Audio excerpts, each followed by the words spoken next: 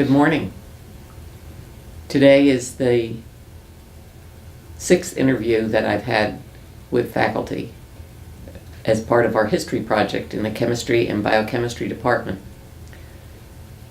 Here today with me today is Robley Light. Robley, what brought you to Tallahassee and to Florida State University? Well, I'd say a job offer. In my second postdoctoral year at Harvard with Conrad Block, I had 2 job offers. Mm-hmm. One was here and one was in Pullman, Washington. Mm-hmm. And I was just recalling this morning, it was 54 years ago this month that I had my interview trip, and Wow. that went very well, and so I became pleased to accept the offer and start here in, I guess it was late August, Mm-hmm. September, it's 1962. Wow. That was a long time ago. It was. And how did you find the department then? The department, I guess relative to today, was a little bit smaller. It was very congenial. Tallahassee was a small town then. That was a little bit different moving from a town like Boston. So there wasn't a lot of things going on in town, and that kind of forced faculty to do things together. Mm-hmm. And so the department, we often had dinners in each other's houses. When the seminar speaker would be brought in, they would be hosted, and I remember faculty this. would When I came much later. Right. So it was very congenial, an active faculty. And a good place to start a career. So you started as an instructor, but then Came in as an instructor. The next year they changed that, and we got to be assistant professor. Ron Clark and I came in at the same time, and then I progressed through the ranks Mm-hmm. in a regular timely fashion. At that time, were there like different groups, like biochemistry group? At that time in biochemistry, there were 3 here at the time. There was Earl Frieden, who Mm-hmm. was chair when I brought in. He'd just become chair, I think, the previous year. Bob Fisher, who's a PhD from Texas, and Sidney Fox, who I think had been brought to FSU as head of oceanography, but was now part of the chemistry department. Sidney Fox did work like Harold Miller on Origin of Life Mm-hmm. things. He left a couple of years later to go to Miami. So there were only 3, there were 4 of us, and then 3 of us, and then we hired Nino Incardona. So it was a small group in the beginning. Mm-hmm. But an effective group. We did manage. The Institute of Molecular Biophysics had just begun, and Kasia had Mhm. begun, and they had just moved into the new building, where I was fortunate to get my lab, although classes were completely across campus in the Mhm. old Diffenbaugh building. There was the Institute had some funding from the Atomic Energy Commission, and they were funding a number of students, graduate students coming in. But we were successful after the first couple of years to get a training grant from NIH, and I thought that was remarkable for such a small group. Yes. And that made it easy to attract students as well. So then there was funding and the new building and good faculty. Right, yeah. I was fortunate to get a grant funded the first semester here. I had written the application in the spring, Mm-hmm. and so this was before the days of big startup costs for new faculty. I had put in my grant application some small equipment for laboratory, which when the grant came here for review, Bob Fisher removed it because he thought, gee, that would make it harder to get if you're asking for things like that. So we'll take care of you. And taking care of me was driving me to what I forget the name, was what the equivalent of Kmart today to buy a few laboratory tools. Really? Right, and Kasha, the institute, gave me an analytical balance, which about 6 months later they came in and took away because it had promised it to a biology faculty member. So I put a supplement in for my grant application to buy a scintillation counter. I think that was the first scintillation counter on campus. But we survived, and I remember it. right, I used to use it too yeah. when I came. When you came, which was 15 years later. Right? Yeah, that's right. So over the years we managed to add a few more faculty. Nino Incardona, I forget exactly what year he was added. He was working on some transitions in a virus structure particle. He used ultracentrifugation, which was a big tool at that time. It no longer seems to be in use in biochemistry. I got a Research Career Development Award, paid my salary for 5 years, and that we convinced the dean that should release another faculty position to the department, and we hired Bob Reeves then, who was working on transfer RNA. I was asked to chair a small group, a group of faculty to investigate the possibility of FSU going into medical education. And this was partly in response to a move that the biology chair had done in hiring pre-med. No, this was before Gibb, and I'm blank on his name Roeder? right now. Roeder was associate chair at that time. In any event, we a committee that investigated other two-year medical schools around the country, and ultimately ended up recommending and setting underway what was called the program in medical science, which was only a one-year program because the University of Florida had changed their curriculum and basic sciences were squished back to the first year, and so we were able to offer those courses, one-year courses here, and then the students would transfer to the clinical years in Gainesville. I remember that program too. That, PIMS. Then we hired Paul Elliott, who came in and had a real flair for administration and developed a lot of innovative things about selection and so forth for the students then. When he stepped down, I was asked if I was interested in directing. I wasn't really, but I did agree to do it for an interim basis for a year while we continued to search for another director. And ultimately that turned into the medical school. Was that Myra Hurt? No, again, Bob Reeves, that's right. who we had hired as biochemistry, had left FSU and went to Memphis, I think it was. And when I chaired the search committee for the replacement for Paul while I was interim director, and we ended up hiring Bob back in the biology department as director, and so he was director for a number of years, and then was followed by Myra Hurt. Okay, well, it's good to have that history down. So then back in biochemistry, I know you hired Bill Marsloff.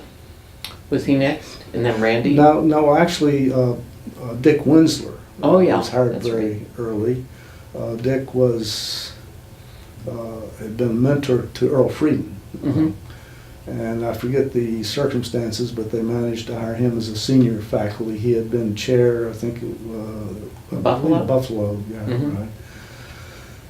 And I guess it was about that time I had a one-year, I had this Research Career Development Award, and that allowed me to spend some time abroad, so I spent 6 months in Stockholm in Bengt Samuelson's laboratory. And when I came back from that, the medical science program, it was just sort of underway, and Dick Winslow was helping formulate a medical biochemistry course to be taught in that. And then suddenly he had a heart attack and died. And he had a sizable group. I ended up inheriting the job of helping wind down his grants and helping the students, finish off some of their work.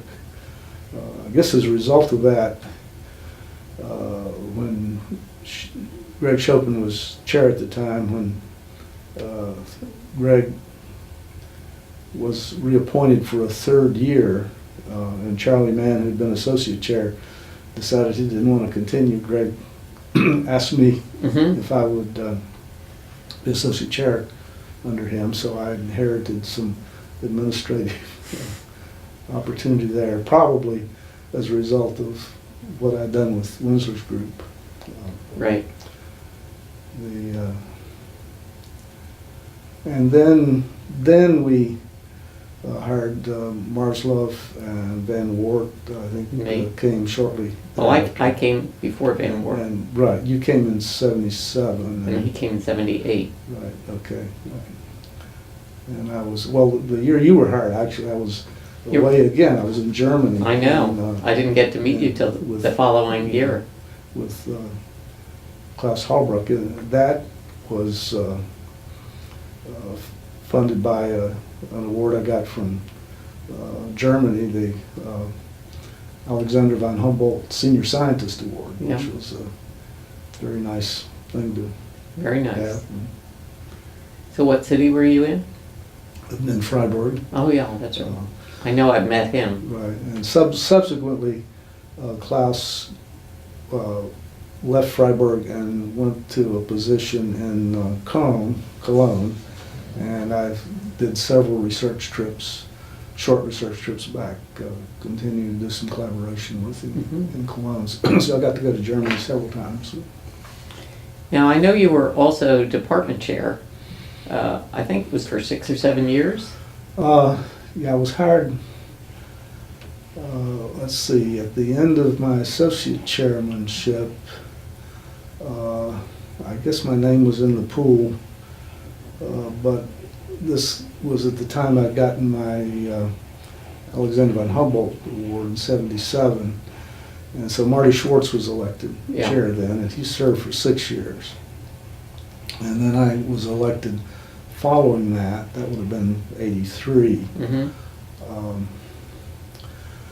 And I served 6 years as chair and appointed a long-range planning committee my last year to sort of set the stage for picking the next chair. And what they came up with is we want to go outside for a chair.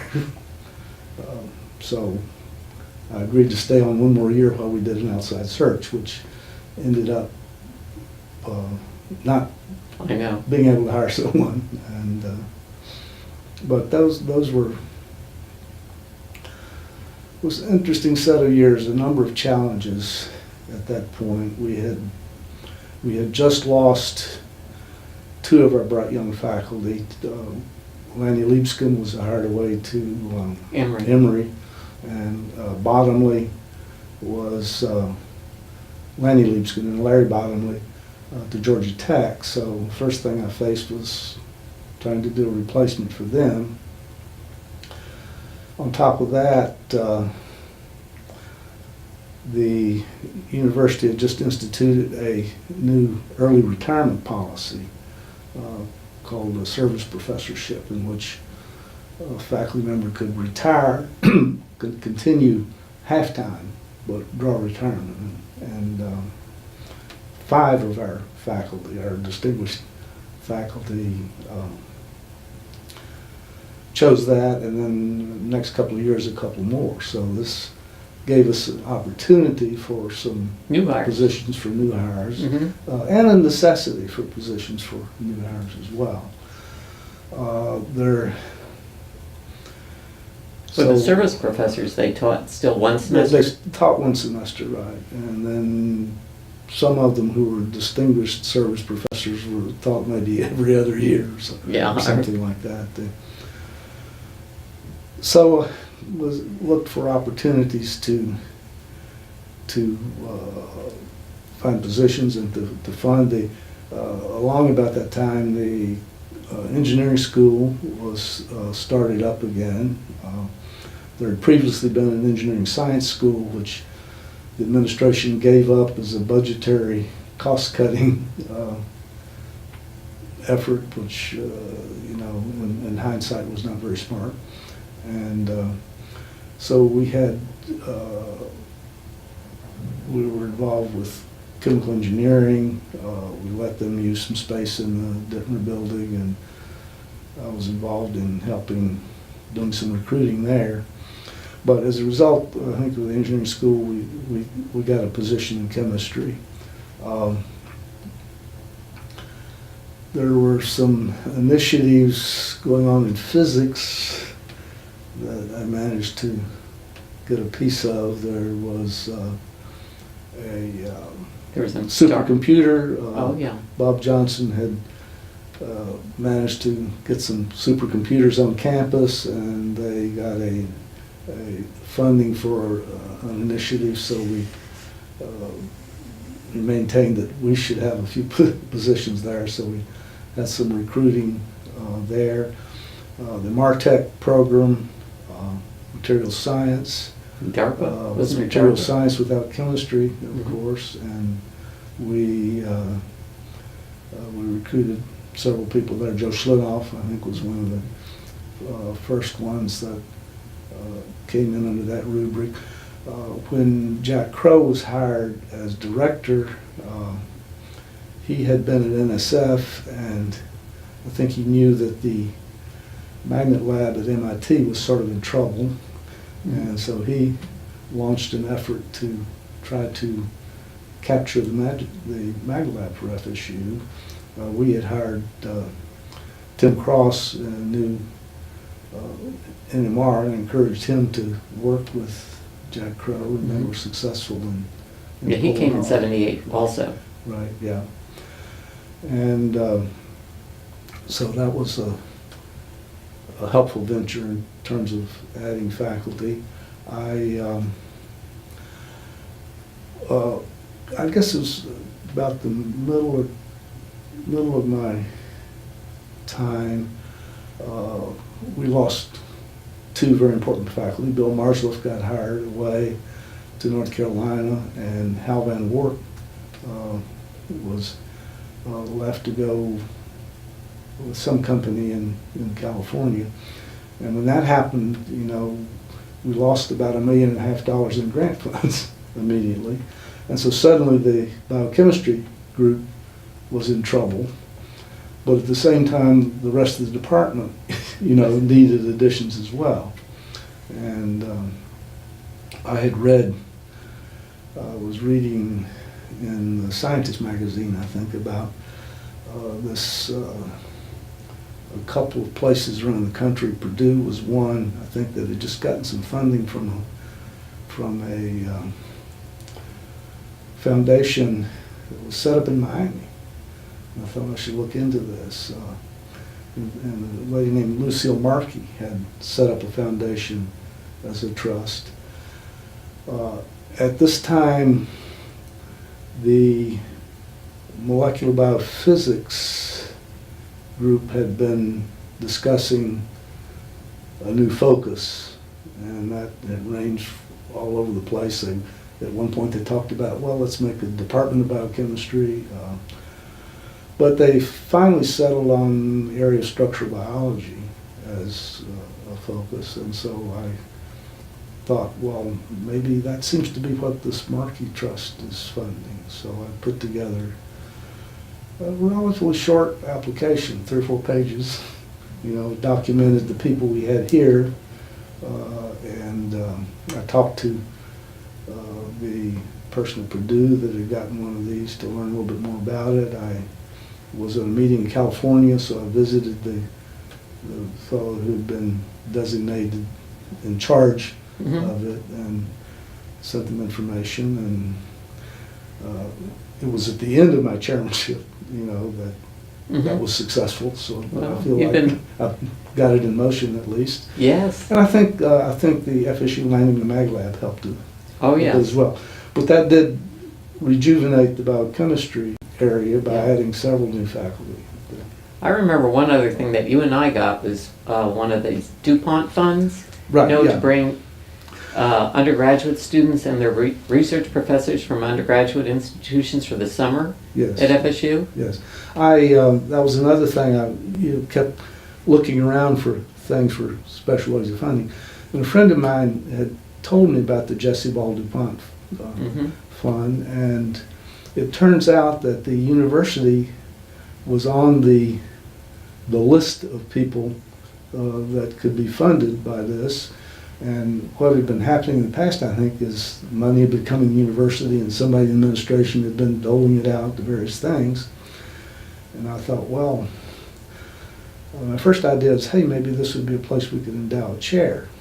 So Bill Marsliff and I got in the car and drove to Jacksonville to talk to the one that was administering the funds. And we discovered they didn't do endowments, they didn't do bricks and mortar, but they did do things that Like programs. Programs, etc. And so I was trying to think of what would be a good program. We had just started doing the summer program, bringing in students from other schools, and I thought, well, that might be a good opportunity. So kind of envisioned using that not only as a recruiting tool for graduate students, but using it as a way to make contact with other faculty in the region by paying a stipend for them to come and collaborate with someone here on a research project. So fortunately I got you involved, and I think it ended up being a very successful program. And then after that we got NSF funding. We used this sort of as a principal leverage. We asked the Jesse Ball DuPont Fund to fund us the first year, maybe half the second year, a little bit more the third year, and talked the university into picking it up. And so that was another program that I got involved in early in my chairmanship. This was about the time that the science education department of the university had kind of self-destructed,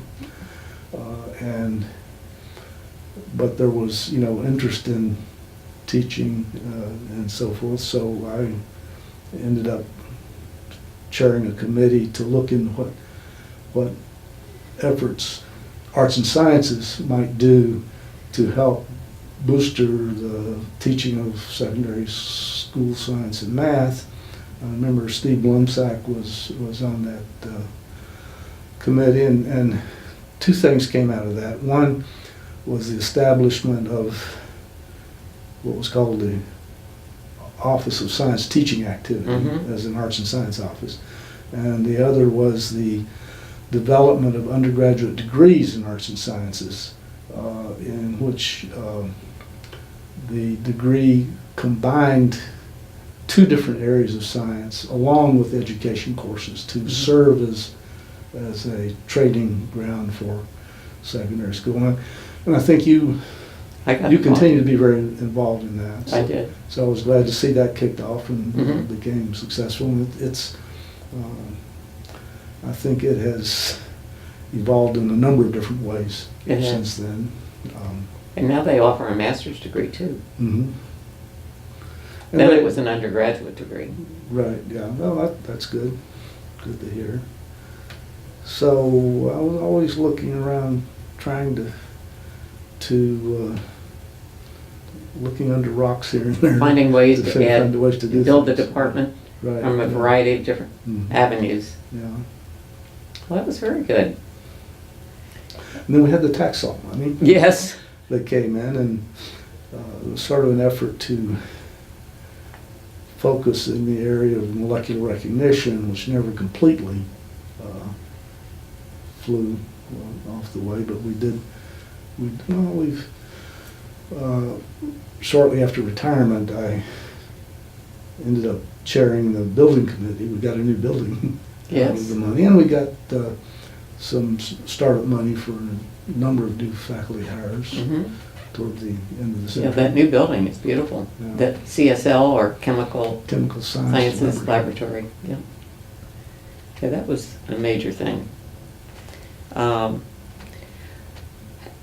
What do you think the strengths of the department were earlier, through time, not just your time, but just like an overall perspective? Well, early, I think the reputation of the department lay in just a few people. It was Mike Kasha, Harry Wolborski, Werner Hertz. Werner Hertz was the editor of the Journal of Organic Chemistry, for example. And Earl? And Earl Frieden. And so their reputation kind of helped build the department.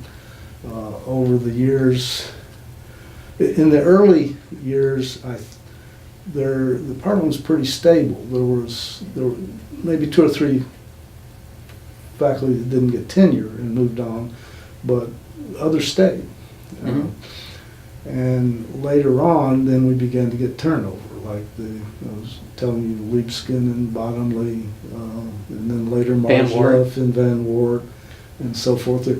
We were beginning to grow good young people that became attractive to other places, and some of them got hired away. So that created some turnover and necessity to continue hiring. So in the early days, the department was more like a family almost, because we small town, we did a lot of things together. I think today we have a lot of bright young people, but not the cohesiveness, I think, that I sensed back in those days. Yeah, I agree with your assessment there. And I know that you're retired now. I know that you serve on committees, you help with, in a variety of ways. Well, during my years as chair, my lab research activity slowed down. I did have 2 PhD students finish that time, but I guess I had sort of missed some of the new ways in molecular biology, et cetera, and started, after my chair, I had several grant applications turned down. That was kind of discouraging. So I had turned my interest back to what I could do in teaching, and I became a bit enamored with the use of computers in the classroom. It seemed to me at the time there really were 2 things that computers could do for the chemistry classroom. Number one, they could provide visualization tools to see what molecules look like and how things interact with each other.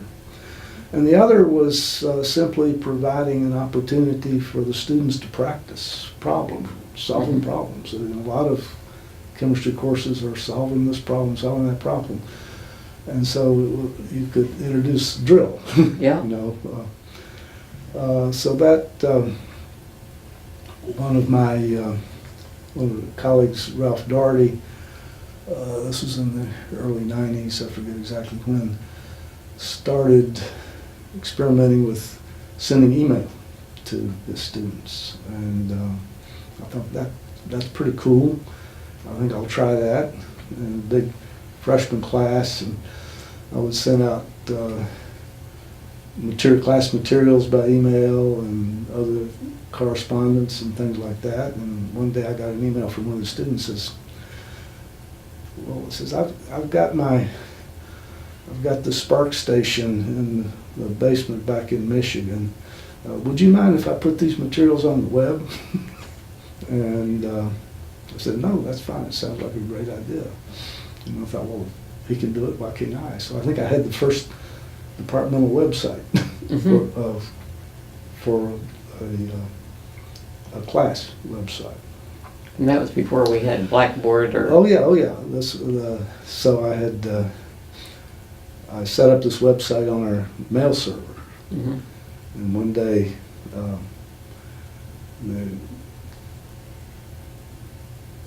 one who was running the mail server came in and says, "You got to take that down. The server's getting too slow." And I said, "Well, now wait a minute. That may be telling us something. Let's don't take it down. Let's go to the chair and better also the people say that we need to find a computer to dedicate to this." So, and then that was about the time the university they had a program called Clue, class something upload engine for putting stuff up. And then they developed another kind of interface for a couple, 2 or 3 years. And then they ultimately signed on with Blackboard to run it. And so during this period of time, I became aware of a program that some physicists were working with that had begun at Michigan State. It began as an online homework system called CAPA, Computer-Assisted Personalized Approach. And it was just a computer server, and people signed on at terminals, that would give them questions and grade their answers. And so, about this time, Han-Ki Ng had been working with him. He's a physicist, and he'd been working on converting this system to a web-based interface. And the Michigan State was combining this question-answer system with a course management similar to Blackboard, called Learning Online Network, I think is what it's called. So the combined system, Learning Online Network and Computer Assistant Personalized Approach, they call it LonCAPA. And so I got kind of interested in that as a device for setting up homework problems, etc. They had a conference here, and I went to a conference, or several conferences they had at Michigan State and other places. I used it in a freshman course a couple of times and found it worked very nicely. It got the students doing homework. Yeah. And the nice thing about it, you could randomize questions so that you could have students helping each other. They get a similar question, but not the same one, And So they couldn't just copy each other's answers. That's right. They couldn't just copy each other's answers, so they got to help them. And I was teaching a one semester organic course, and so I started writing some questions for the organic, which didn't exist in the system then, and got interested in that. So that got me kind of involved with that sort of activity. About this time, maybe a little bit later, Stephanie Dillon, who runs our freshman program, had become disenchanted with our lab manuals.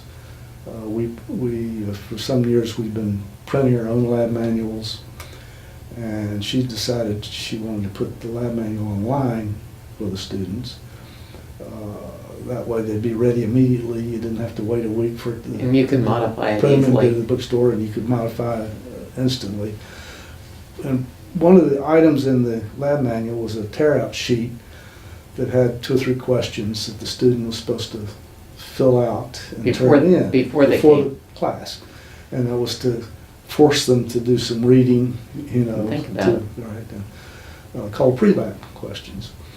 So I got to thinking, well, we could put that online too. Yeah. And so I used the LonCAPA system, and so developed um, a set of questions, pre-lab questions for all of the labs, and that seemed to work. I know I successful worked as well. on a grant with her to, maybe it was a different course, but we also, I think it was 1020 we did. Right, yeah. So that led me into this kind of activity. I hooked up with a company in Texas that later became Sapling Systems, and a lot of my time since retiring has been writing questions and reviewing questions and so forth. So that's something that gets me into the office every day and keeps the mind active. And also, another thing I've been doing in order, during the startup of the medical school, which was 2000, 2001, something like that, this was 2 years before retirement, the biochemist team taught the biochemistry course, and so I had some teaching contact then. But since then, I've, especially since I was involved early in the start of the PIMS program, I felt some connection with the medical school and watching it grow. So I've been doing, last few years, interviewing student applicants for med school. yeah, I remember you had one earlier this year. Right, yeah. So. Well, one thing that we didn't get to were your graduate students that did your biochemistry. Were there one or two of them you'd like to mention? Well, I don't know who should mention one, and not all of them. I'm sure I can get all of them. I had 11 PhD students, and I think 5 master's students. My first PhD student was Jim Hunter. He was a Stanford undergraduate. Jim went on. Jim ended up teaching in Ponce, Puerto Rico, the biochemistry department there, and I think he's retired now. Ted Esders, another student, when he finished here, went to work with my former mentor, Conrad Block, for a couple of years. He ended up going to work with Eastman Kodak. He's retired now. Rusty Bryant, Bob Bryant, ended up for a while working with the drug company. He's now retired. So seeing a lot of students that are now retired.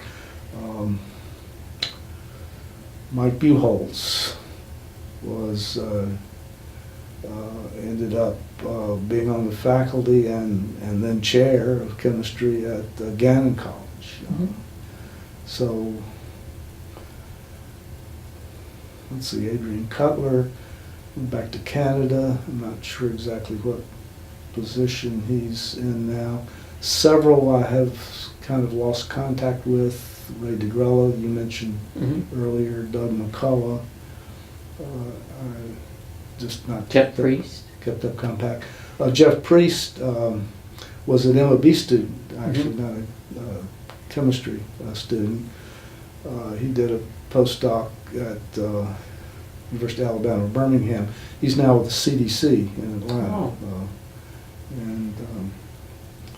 So it's a relatively small group of people, as some of my colleagues have had huge numbers of students through here, but they were all good students and have done very well.